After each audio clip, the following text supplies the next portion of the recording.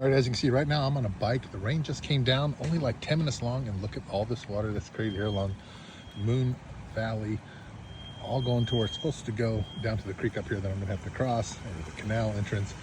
Look how much water has fallen just in the past 10 to 15 minutes. It hasn't even been that long, just enough to get me soaked on my bike ride home. I am soaked to the core. Haven't been this wet in a long time. Let's take a look. Soaking wet.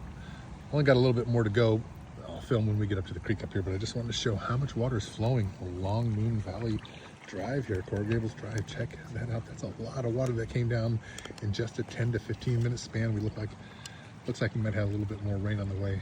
Let's keep going. Let's get home and get warm. I've been recording my backpack. We're gonna take a look. Here's the water coming down through Coral Gables Drive up to this little canal waterway here that definitely gets flooded. If it gets any higher than that, I wouldn't recommend riding through it. I'm gonna ride through it on my bike though. All flowing in there, which means it's all flowing into my canal here at the base of the mountain. The rain has stopped for now. Looks like there's some storm clouds still in the back with some blue skies over to the right, but that cell was coming mostly this way. Hit East Phoenix and East Mesa, but right now this one came from the south and just rushed over us right here, dumping gallons and gallons upon gallons of water right here in this area, flooding the streets. That is definitely going up almost into the driveways. Look how fast it's flowing too.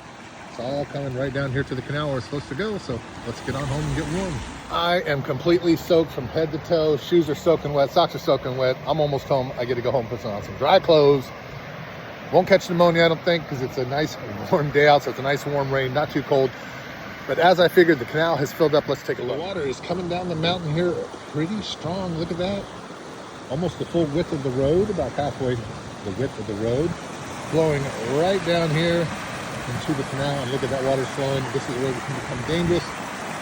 Please don't be out. The rain could be strong up north, adding more water to the canal system, flowing right down this way, enough of the point to rip you off your feet and drag you along the way. There's a nice drop off at the end that will give you a little bit of pain, not to mention all the trees and shrubbery in your way and rocks that you'll be tumbling on. So stay away from it if at all possible. Check that out. That is a nice flow right to the canal, going where we're supposed to go.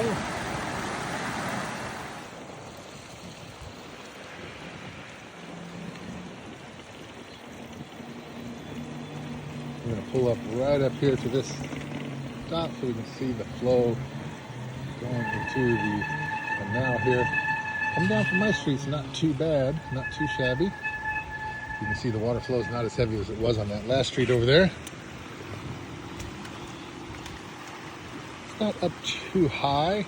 Earlier during the year, I believe it got right up to the edge of the concrete there.